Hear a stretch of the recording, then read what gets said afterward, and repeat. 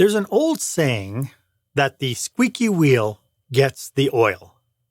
This is just as true in our workplaces. As managers, we can spend so much time focusing on our problem children that we totally ignore the people around us that are doing great work. And that can be a problem. And that's what we're talking about today on Experienced Leadership. Welcome to Experienced Leadership, a podcast that challenges small business owners and entrepreneurs, just like you, to dare to be the exception. Join our host, customer experience expert Mark Hain, as he uncovers relevant and timely content to help you script and direct your business and teams to create jaw-dropping experiences your customers and staff deserve. Here is the host of Experienced Leadership, author of Lights, Camera, Action, customer experience expert Mark Hain. Welcome to this episode. It is so great to have you here. My guest for this episode is consultant, author, and speaker, Nelson Scott. And today we are talking all about staff recognition. We'll uncover what it is, what it isn't, and how you can make it an operational habit within your business. My one ask for you today is to go ahead and share this episode with somebody that you know could use this information. That's my only ask. If you've tuned into this program for any length of time, you'll hear me quoting stats from Gallup constantly because they do some really good work. Now, some of the data that they uncover is shocking, especially when in our post-COVID world, we should be more enlightened and proactive with how we lead our teams. So that brings us to our question of the day. When reflecting on your workplace culture, how confident are you that your team members consistently feel genuinely valued and recognized for their unique talents and contributions? I'd love for you to be part of this conversation. Go ahead and share this podcast on your favorite social media platform. Hashtag it Experienced Leadership and put your comments down. Like I mentioned, I'd love for you to be part of this conversation. As I mentioned, my guest today is consultant, speaker, and author Nelson Scott. For more than 20 years, Nelson has been researching, writing, and speaking at conventions and conferences about how to hire, engage, and retain the right people, including about the value of staff and ways to express appreciation within the workplace. Nelson is a member of Recognition Professionals International and a former president of the Edmonton chapter of the Canadian Association of Professional Speakers. He has written 3 books, Thanks, Great Job, 13 Reasons Managers Are Unlucky When Making Hiring Decisions, and his newest book, which is slated for release any day now, Thanks Again, More Simple, Inexpensive Ways for Busy Leaders to Recognize Staff. Nelson, welcome to the show. Well, Mark, it's great to be here, so thank you very much for the invitation. I'm looking forward to our conversation today because we're born of the same cloth, and I think we're just going to get so tickled with this conversation. Before we get into the topic, could you tell us a little bit about how you serve your clients? Well, I think you actually touched on it a little bit. I do consulting work. I help organizations, assess what they're doing in terms of staff recognition and provide some advice. Actually, I just find the advice within the organization and package it up and give it back to them. Because if people were only listening to their staff, they'd find the information is already there.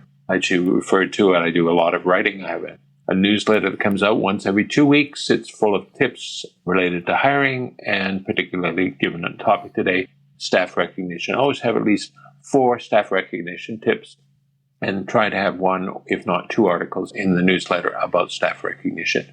And of course, I speak at conferences. I do workshops on site for organizations. Love it. So we're talking about today specifically staff recognition. Why do you think that this is such an important topic today?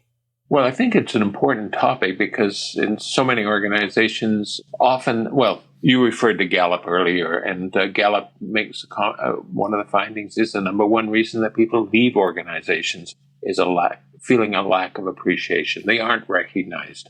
And you think about how expensive in terms of financial costs, also that your time as a manager or supervisor to replace people and get them up to speed. So that's it. The other thing is, again, citing Gallup as you did earlier, probably less than a third of people are actively engaged in their work. That means they aren't just showing up for work. They're committed to the organization. They want to do a good job. They almost go from being employees or staff members, and they're almost volunteers in terms of going beyond the call of duty to get things done. Those are the type of people that make organizations successful.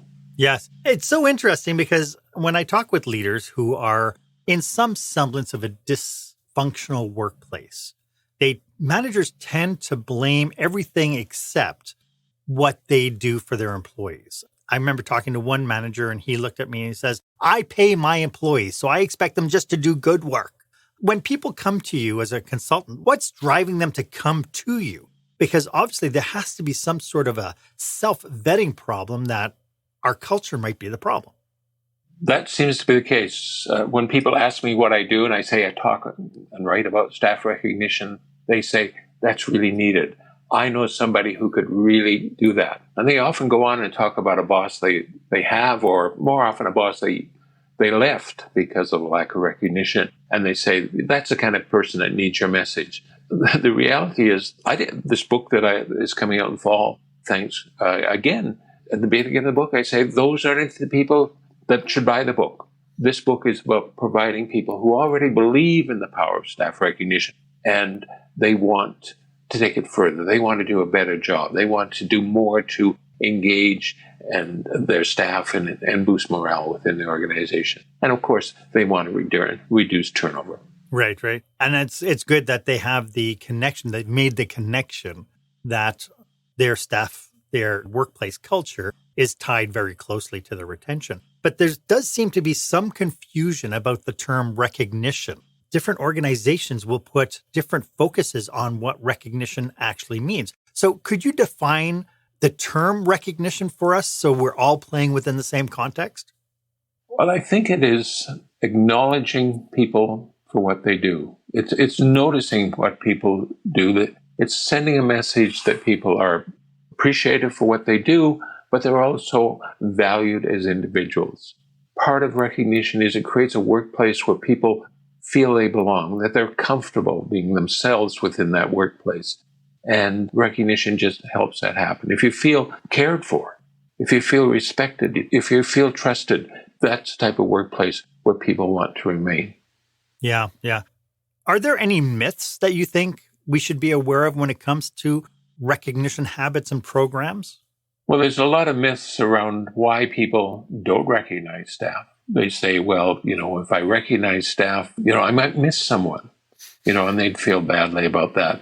And therefore, I'm not going to recognize anyone. And I know in previous episodes of your podcast, you've quoted Wayne Gretzky. I've heard Wayne Gretzky quoted by one of your guests recently. And, you miss 100% of the shots you don't take. Well, if you don't recognize anyone, you're going to miss everyone. So it's far better to occasionally miss one person than to miss all the other people who are doing a good job. The other one is people say, well, I don't know how to recognize people. Well, that's why you buy a book like Thanks Again or Thanks, Great Job, because it gives you the tools, gives you the techniques that you can use. Another one is, well, I don't have time. And one of the things that the subtitle of the book says, it's written for busy leaders. I understand that people don't have a lot of time. And I make some suggestions. In fact, I devote a whole theme to saying, here's some ways you can find the time to recognize staff. And then another one is, well, I have no budget. Well, again, as the title says, it's simple, inexpensive ways to recognize people that we want to use. So it's doable. That most of the things that are meaningful to recipients of recognition don't cost a lot of money. And often we get caught up in thinking about big events when really we should think about what we can do in a simple way and so on. Yes. Like, for example, my number one staff recognition tool is thank you cards. Well, they don't cost very much, especially if you buy them at a big box store and stay away from the stationery stores. I mean, you can have a whole bunch of them for just a few dollars, and then you can take some time and write notes. Even writing a message on a little sticky and putting it on somebody's desk, just saying thank you for what they have done, that can make a big difference as well. It's noticing the small things. Yes. There are some, like I've gone head to head with some managers who talk about that their recognition system is, you know what, every year we have to do an evaluation and then we recognize what people do well and then we give them a little bit of a raise. What you're talking about goes much, much deeper than waiting till the dreaded annual evaluation to exude any kind of praise or recognition. Yeah. Mark, maybe I should just talk about the ingredients that I think are important in recognition, because you've just touched on one. That would be absolutely amazing, and I'd like to get to that right after this. When the spotlight shines on your business, are customers applauding or yawning? In other words, how is your business performing? Make your business a star with the new book, Lights, Camera, Action, Business Operational Excellence Through the Lens of Live Theater by Mark Hain. Mark uses his business and acting experience to help you see your business like a live show, so you can create a performance your customers will never forget. Buy Lights, Camera, Action today at your favorite online retailer or directly at markhain.com. This is a topic that I get really tickled about, this idea of being present enough that you're going to recognize people and use certain tools and techniques to be able to do that. For those of you who are just tuning in, I am talking with staff recognition strategist Nelson Scott. At the top of the show, I talked about how, as managers, we are getting distracted managing bad behavior, essentially ignoring our best workers. Do you think that that's why people are feeling underappreciated, or is there something deeper? Well, I think that people are feeling underappreciated because they just don't receive a lot of positive feedback on their performance. Different studies have suggested that people can't remember the last time they were recognized. They haven't been recognized in the last year and so on. Yes. And performance appraisals they're maybe an important component of what's happening. People need that feedback. But typically, often in organizations, they don't happen, or they don't happen very well. And waiting a whole year to be have they say thank you just is not very meaningful. The longer we wait, the less impact it has. Sometimes when I've been doing a program, I'll begin by pouring a can of Coke into a glass, and I'll set it aside, and I'll leave it there the whole presentation. And I get to the end of the presentation, I say, does anybody want that Coke? And nobody ever takes me up on it. Well, actually, one person did because he likes flat Coke. But most people don't, because the fizz is gone. Well, the same thing. If we wait to recognize people once a year, or worse yet, once every 5 years at service, where we celebrate people's 5 or 10 or 15 years service, it's not timely.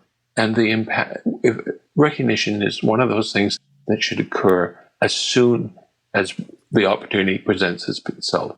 Even walking by and giving someone a thumbs up as you pass by, or perhaps just leaving a little note on their desk. Don't interrupt what they're doing. They're doing a good job, but just leave something there. Or leave a note on their desk that they'll see first thing when they come in tomorrow morning.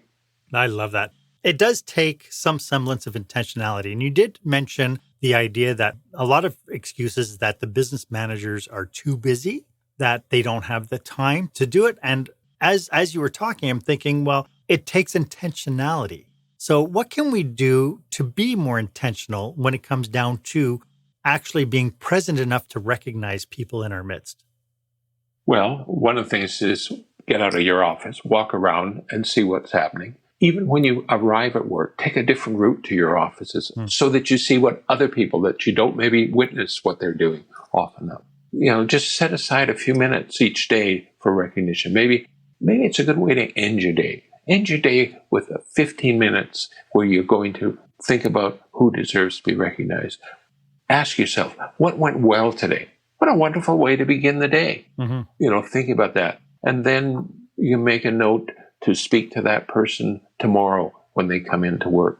Or maybe leave a voicemail for them, or send them an email or a text message, or just get the information to them in some fashion. Let them know you appreciate what they did. So what makes staff appreciation meaningful? I think you alluded to it just before the break that, some people will look at something and it won't mean as much to them as other initiatives. So how does one judge whether or not we can make recognition meaningful to the individual employees? Well, one of the most challenging things about recognition is that whether it's meaningful or not is not a decision you as a manager makes. The value of recognition is in the mind and hearts of the recipients. So how do we help them find value in what we're doing to recognize them? Well, I used an acronym, the word GREAT, which of course appeared in the title of my first book, Thanks, Great Job. And GREAT, 5 ingredients. And the first of those ingredients, the essential ingredient, is that recognition must be genuine. It must be motivated by a sincere sense of appreciation. If that's not the case, nothing that you can do is going to make, you can't just go through the motions and expect. You have to really, recognition needs to come from the heart and not perhaps from the head. The second thing about recognition that strengthens the message is that it's relevant. And by relevant, I mean the recognition relates to what is the organization says is important. We talk in the organization set up, do strategic planning. They come away with mission statements and values. But recognition can bring those to life. Too often, those documents get put in a poster stuck up on the wall, and everyone ignores them. The third thing is it should be explicit. Explicit means we need to be specific in describing what people have done. I sometimes allude to a card that you cannot find at Hallmark, and that is thanks for nothing in particular. But the equivalent card is there. It says, thanks for everything you do. Everything doesn't mean anything. One specific example shows that you as a manager are paying attention to what people are doing. The next one is it's appropriate. And this is where we get into the value is in the minds of the recipient. Different people want to be recognized in different ways. Different people have interests. They have career goals that you might incorporate into that. Some people prefer to be recognized in public and some in privately. And the last one, which we've already really alluded to, recognition needs to be timely. So recognition must be genuine, and that message of appreciation becomes stronger when we use other ingredients. We make it relevant, explicit, appropriate, and timely. I love that. So that's what you do. I got goosebumps as you were saying that because so much of it is true. Just very quickly, if this resonates with the audience, how can they get in touch with you, Nelson, if they want to work with you and explore your ideas? Well, my website is greatstaffrecognition.com. People certainly can email me, and my email is N as in Nelson, M as in mother, Scott @telus.net. Terrific. Now, your book is on the cusp. You have the hard copy in your hot little hands. Can you tell us a little bit about your new book? How does it differ from the original one, and what can people expect when they pick up a copy?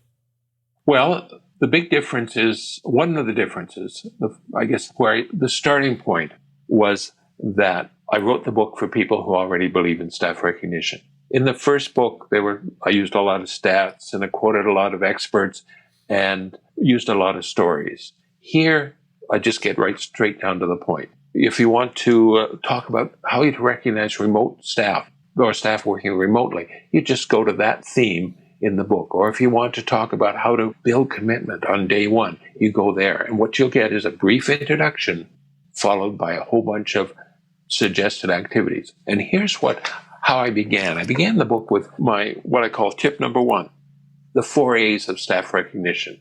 They are this. As you come across ideas in one of my books or from another source, think about it. Is this an idea I can adopt? In other words, is this an idea that fits my personality and will fit the work environment? The second is this an idea that I can adapt? Because it isn't quite right, but if I make some adjustments, I can do that. The third A, and this is something that probably a lot of people don't do when they write something, they assume everyone will embrace all the ideas. I say there are ideas in here that may not make sense to you. Avoid those ideas. So you can adopt, adapt, or avoid the ideas. And the final thing that I suggest is be prepared to abandon staff recognition tips that simply are no longer working. They've become stale. Maybe they're not as effective as they once were. Maybe they're things we do simply because we have always done them in recognizing staff. I love it. You wrote your first book, I believe, in 2011 was when it was released. Have you seen that there's some big changes now in kind of how you approached it back in 2011 compared to how you would approach today? I'm not sure there's really been a lot of changes. So, I mean, now the reality of the workplace, the fact people are working remotely, that changes. We adopt new ideas to recognize people there. We can take some of the ideas that worked when everybody was in the office and we can change those. One of the other things I address is how staff recognition can make a diverse workplace a more inclusive workplace. And that is something I wouldn't have addressed before. I remind people that even the boss needs to be recognized. So, there are ways of recognizing the boss that people should consider doing. And I also put a lot of emphasis on peer recognition. I talk about how managers, leaders can encourage the staff to recognize their colleagues. And then I also provide some suggestions on what the colleagues can do to recognize their staff. I love it. It seems to me now that there's an expectation that managers are more, like we talked about the word intentionality. But is there a way that we can make recognition a habit within our corporate environments? And if so, how do we start adopting that? Like, how do we start laying the seed that we now have recognition as a corporate habit among our managers and our leaders?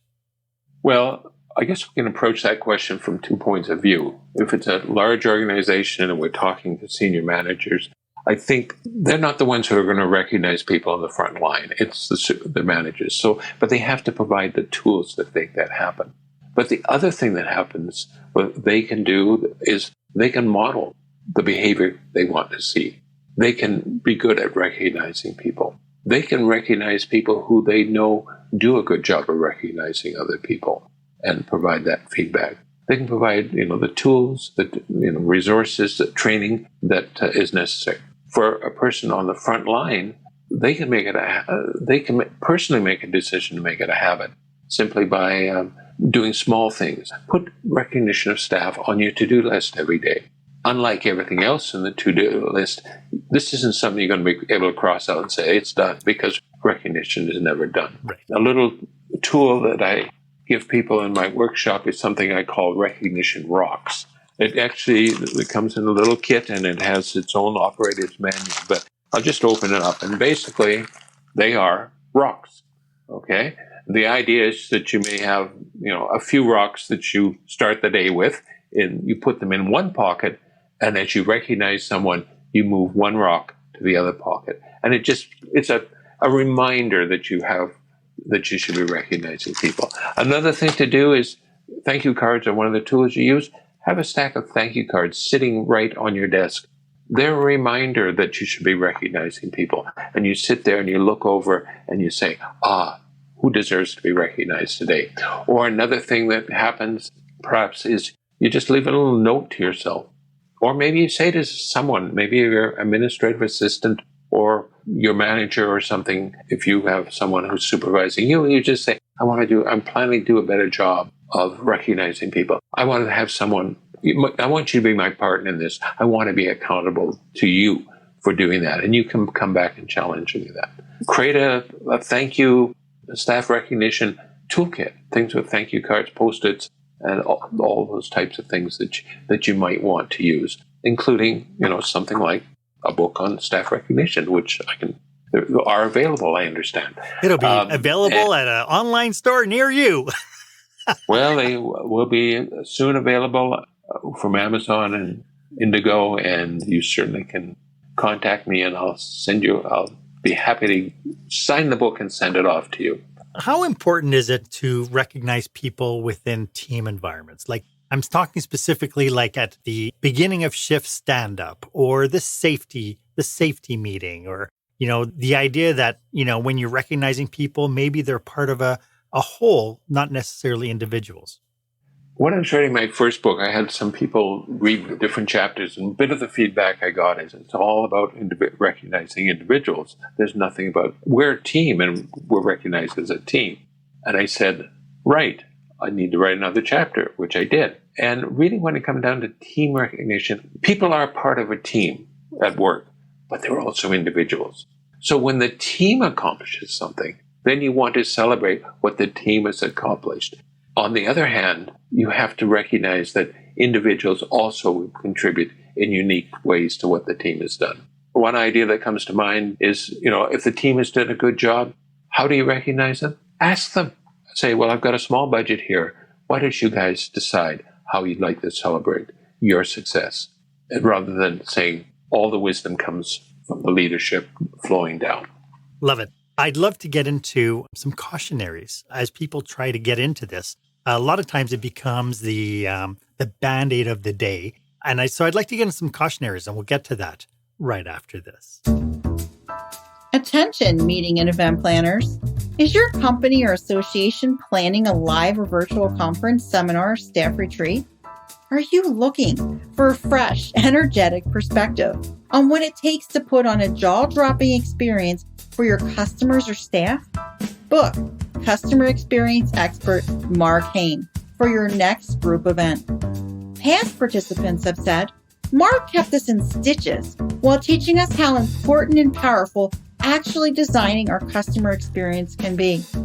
Read more testimonials and find out how Mark can serve you and your group at markhain.com. That's markhaine.com. Welcome back. I am speaking with speaker, author, and consultant Nelson Scott. As you can tell, Nelson and I are passionate about serving entrepreneurs and business managers just like you. So if you belong to an industry association or an organization that is planning a leadership retreat or a conference and you feel that we could be of service, feel free to drop us a line or do a connection request. Our details are in the show notes. This is a fabulous topic. And Nelson, you talked about some of your tools. Do you have any that you think really stand out for you to be uber effective no matter what kind of industry we're in? I'm going to go, I made reference earlier to my number one staff recognition tool, and I said that is a thank you card. Here's some suggestions around thank you cards. One is you want to handwrite them. I always do it in a green pen, green ink. And I do that because, black looks like it came out of a photocopier, like everyone's getting the same message. And I don't use red because, all of us went to school and we know what red meant. Let's take it a couple steps further. You could leave the thank you note in somebody's mailbox at work, or leave it on their desk or on their toolkit or someplace like that. But what if you drop it in the mail and mail it to their home? I mean, how often do you get something hand addressed in the mail? Not very often. And even if you don't, and you may not be the first one to see it, the person receiving it may not be the first one to see it. Family members may go to the mailbox and get the mail. And the first question they ask your staff member when they get home is, why did you get this note? And that gives the opportunity for the staff member to live their successful moment again. One other thing is never run that letter through a postage meter. Put a real stamp on it. And the bigger, the more colorful the stamp, the more that's going to stand out. So that's it. Give a couple more tips about that. Cards is one. In terms of saving money, as I alluded to before, go to a big box store. Buy them in cases of, box of 20 or something like that. Going to save you some money.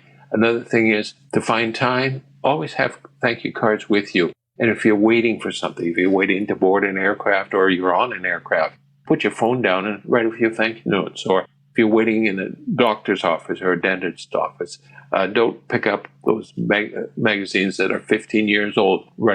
Use that time productively to say thank you. I love it. It's so important, I think, this idea of being able to make it personal and make it effective by letting people know this is from your hand. Is there a time when the routine of thank you notes could become disingenuous? Yes, of course. That is true of anything. One thing that I would suggest as a simple solution there is, first, don't have only one design. Get a variety of designs so that they do look different, but also use thank you notes along with other things. Patting someone on the back, going to visit with them. Going back to thank you notes, but not only, when somebody gets a handwritten thank you note, it shows that you've invested some time in them. They're that important. Time is something. You could say thank you by saying to someone, take 15 extra minutes for your break today, or come in a little bit late or leave a little bit early today. Because, and this is the key thing with recognition, it's not something you just do. It's something you do because they did something. I often think that I think it was Ken Blanchard talks about people needing two types of income. One is the financial income, and the other one is the emotional income. And when I think about that, I think, well, in terms of financial, in terms of the paycheck, everybody's entitled to get a paycheck. But when it comes to recognition, you should always earn the recognition. I love that. And it's more than just, okay, thanks. It's more than I was speaking at a conference one time, and it was shortly after my book came out, and the title of my presentation, I think, was Thanks, Great Job, same as the title of the book. And I happened to drop into another presentation, and someone had looked at it and said, the program, well, I hope he said a lot more than just that. And I almost went up and said, yeah, I did. And the book weighs about a pound, so I could have bopped her in the head with it or something, get the message across. But I didn't. I was polite as I always am. You know that, Mark. I love it. As people are listening to this and tuning in and taking copious notes, I hope, are there any cautionaries about starting this idea of creating recognition programs, or even the idea of creating a new recognition habit? Well, I think I'm starting to repeat myself, but one of them is, don't go through the motion. Believe in what you're doing. If you have not been recognizing people, begin slowly. Don't try to overwhelm them. That's going to create a sense of cynicism. In terms of recognizing people, don't do big things that, don't pull all the staff together to recognize somebody. Do it privately. And partly because you are learning how people do that. I particularly recommend that you do it privately with new staff, because it gives you a chance. You thank them, remind them that peer recognition is important, and also get a sense of their experience with recognition. Because if somebody's come out of an environment where there was no recognition, and they come into a culture that's rich with have a kind of an appreciation-rich culture, that's going to take some adjustment on their part as well. Okay, one of the things that people sometimes do is at the beginning of meetings, and this kind of relates to peer recognition, they say, okay, who would like to say thank you to one of their colleagues? Well, that's a great idea. But what I would suggest is you limit the amount of time. And even though they're more hands up saying, I have somebody I want to recognize, and say, well, no, we're going to cut it off there. But you can always recognize people between meetings. And the reason you do that, you don't want to create a situation where there's a lot of recognition and that everyone has said everything they could say, and all of a sudden you look over there and there's Joe sitting in the corner and you say, oh, we haven't come on, somebody, come on. Can't you come up with an idea? There must be something that Joe did that we appreciate. Let's be sure to, come on. And of course, the recognition isn't going to come across as sincere. Right. And poor Joe is going to feel even worse than he did if he was feeling badly because he wasn't recognized. I like that he changed his socks today. Yeah, that kind of thing. Or I love this. Always, yeah, never mind. Yeah. and in I have worked with people, and I might have appreciated them for doing that.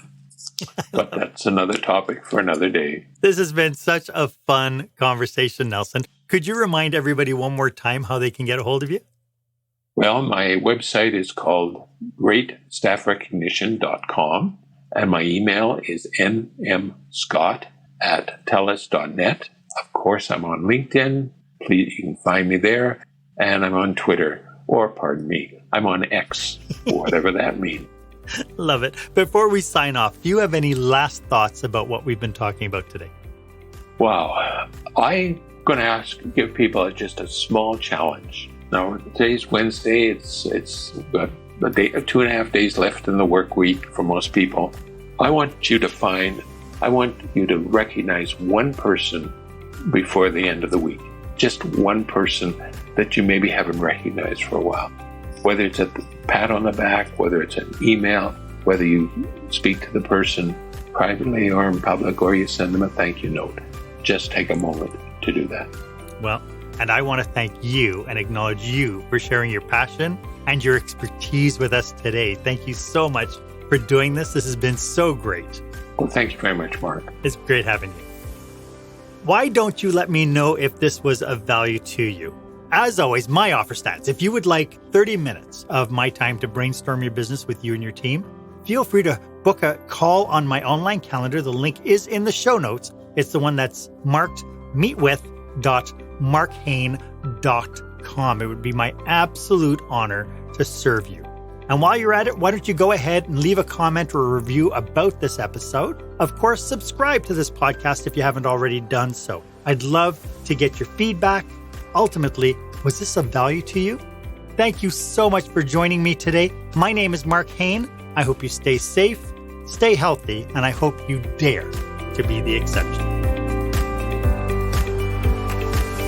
Thank you for joining us this week on Experienced Leadership. Make sure you visit markhane.com for a full directory of available episodes. While you're at it, if you found today's content valuable, please share it and tell your friends about the show. As Mark says, knowledge is power, but only if you share it. Be sure to tune in each week for the newest episode. Please stay safe, stay healthy, and dare to be the exception.